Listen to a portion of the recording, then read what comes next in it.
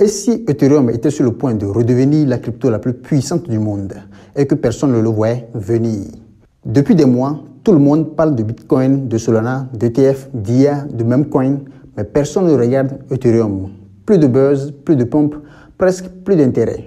Et pourtant, c'est le seul réseau où la finance décentralisée continue de tourner, où les institutions s'installent et où la technologie évolue en silence.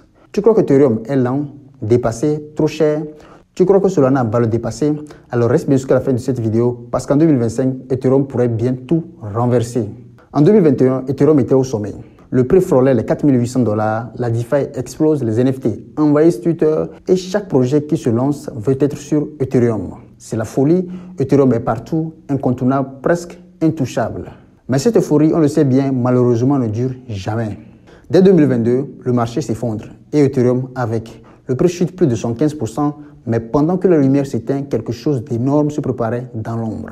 Le 15 septembre 2022, Ethereum réussit un exploit technique que très peu ont vraiment compris à l'époque. Et cet exploit est Zmerge. Le passage de Proof of Work comme Bitcoin au Proof of Stake. Une transition complexe, risquée, mais menée avec succès. Résultat, une consommation d'énergie réduite de plus de 99%, un nouveau modèle d'économie où l'ETH devient peu à peu déflationniste. Mais malheureusement, Zmerge ne fait pas de vagues sur le marché. Pas de pompe spectaculaire, pas d'euphorie, juste une évolution technique sous-estimée. Pendant ce temps, les critiques pleuvent. Ethereum reste cher à utiliser, le réseau est lent, les roll-ups sont compliqués à comprendre, les layers se multiplient mais fragmentent l'expérience utilisateur. Et au même moment, Solana revient sur le devant de la scène. Plus rapide, plus fluide, plus agressif. Beaucoup commencent à se dire, Ethereum n'est-il pas en train de vieillir? Mais en 2025, Ethereum est toujours là, toujours le numéro 2. Mais ce n'est plus le même Ethereum qu'en 2021. Aujourd'hui, c'est un réseau qui a muté silencieusement et profondément. D'abord, parlons de staking. Avant, miner de l'Ethereum demandait du matos et de l'électricité. Maintenant, il suffit de bloquer ses ETH pour sécuriser le réseau et recevoir des récompenses. Résultat, en 2021, il n'y avait quasiment plus de staking. Mais en 2025, plus de 27 millions d'ETH sont verrouillés en staking. C'est énorme et ça change toute la dynamique du marché. Ensuite, il y a la déflation. Chaque transaction brûle une petite quantité d'ETH et comme l'activité sur le réseau reste élevée, l'offre d'ETH diminue petit à petit. Mais ce n'est pas tout. Le plus gros changement vient peut-être des layers 2.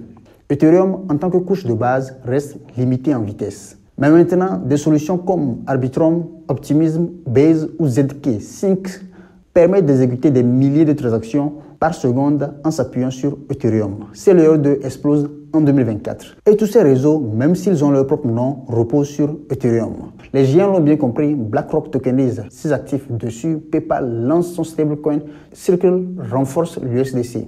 Ethereum bouge lentement mais construit pour durer. Pendant que d'autres cherchent la lumière, lui, il trace une autoroute pour les 10 prochaines années. Car entre 2022 et 2024, Ethereum ne s'est jamais arrêté. Les stakers ont augmenté, les mises à jour ont avancé, la base reste solide. Mais plus de hype, moins de reconnaissance et pourtant, personne ne l'a abandonné. En 2025, Ethereum est techniquement au top, mais médiatiquement dans l'ombre. Un géant endormi, prêt à se réveiller ou à s'effacer.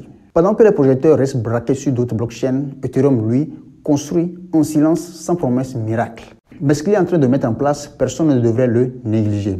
Aujourd'hui, ce sont les plus grandes institutions financières qui commencent à s'installer. Les banques, les fonds, les gestionnaires d'actifs, tous veulent tokeniser le monde réel, c'est-à-dire les actions, les obligations, l'immobilier et l'or. Et la majorité de ces projets naissent sur Ethereum. BlackRock a lancé son tout premier fonds tokenisé dessus. Pourquoi? Parce que Ethereum offre ce que les autres n'ont pas. La sécurité, la stabilité, la compatibilité avec tous les outils de la finance numérique moderne. C'est simple, il y a tout ce qu'il faut pour héberger la finance traditionnelle en version blockchain.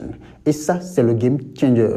On ne parle plus de NFT ou de DeFi de niche. On parle de trillions de dollars qui pourraient passer par Ethereum. Et ce n'est qu'un début. Parce que pendant que les layers de comme Arbitrum, Optimism, Base ou ZK Sync continuent de se développer, Ethereum s'impose comme leur base, leur colonne vertébrale. Ce sont eux qui accélèrent, qui améliorent l'expérience utilisateur, mais tout se règle à la racine sur Ethereum. D'ici peu, certaines grandes entreprises pourraient même lancer leur propre blockchain, connectée à Ethereum via ces layers 2. On parle déjà d'une Visa Chain ou d'une Amazon Chain. Et honnêtement, on n'en est plus très loin. Ethereum ne cherche plus à briller pour le grand public, il construit pour durer, pour encaisser des milliards, pour accueillir les institutions. Mais la vraie question maintenant est celle-là. Est-ce que tout ce qu'il bâtit dans l'ombre suffira face à ses rivaux qui misent sur la vitesse, la simplicité et le bruit? Pendant que Ethereum construit pour durer, la concurrence gagne en agressivité. Solana séduit avec sa vitesse, ses frais quasi nuls et sa simplicité. Pour un nouvel arrivant, c'est plus rapide, plus fluide. Mais cette facilité masque une faible décentralisation et un écosystème encore fragile. La blockchain Binance attire toujours par sa simplicité et son lien avec Binance. Mais ce réseau centralisé et sous haute surveillance réglementaire reste dépendant d'un acteur unique. D'autres comme Avalanche, Apto, Sui, NIR avancent chacun sur son terrain. Mais aucun n'égale la profondeur ni l'effet du réseau d'Ethereum. Et plus surprenant encore, les layers d'Ethereum eux-mêmes deviennent ses propres concurrents en visibilité. Ils captent l'attention, mais au final, tout se passe toujours par Ethereum. Alors oui, techniquement, Ethereum reste toujours le numéro 2. Mais dans l'esprit des gens, de plus en plus absent des radars. Et c'est là que tout se joue.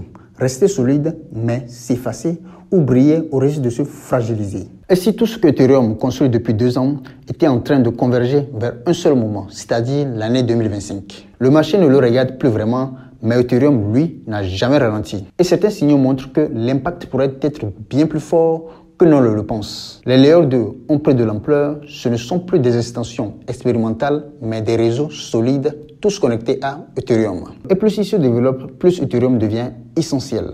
Ethereum n'est pas lent, il devient l'infrastructure. Alors oui, le scénario des 10 000 $ existe. Moins d'offres, plus de demandes, plus de confiance. Ce n'est pas une prophétie, c'est une possibilité bien réelle. Mais rien n'est automatique. Ethereum peut aussi rester dans l'ombre, trop technique, trop silencieuse. La crypto va vite, même les meilleurs peuvent se faire oublier. Mais si le marché se réveille tôt ou tard, Ethereum, lui, sera déjà prêt. Ethereum, c'est un géant.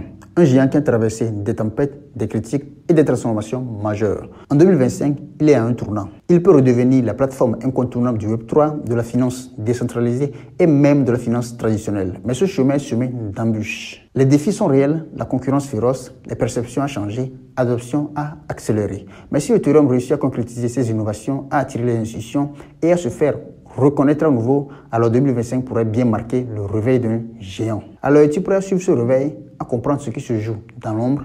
Parce qu'en crypto, celui qui comprend tôt a toujours une longueur d'avance. Merci d'avoir regardé cette vidéo. Si tu as aimé cette vidéo, pense à t'abonner, à laisser un like et dis-moi en commentaire de ce que toi tu penses de l'avenir d'Ethereum en 2025.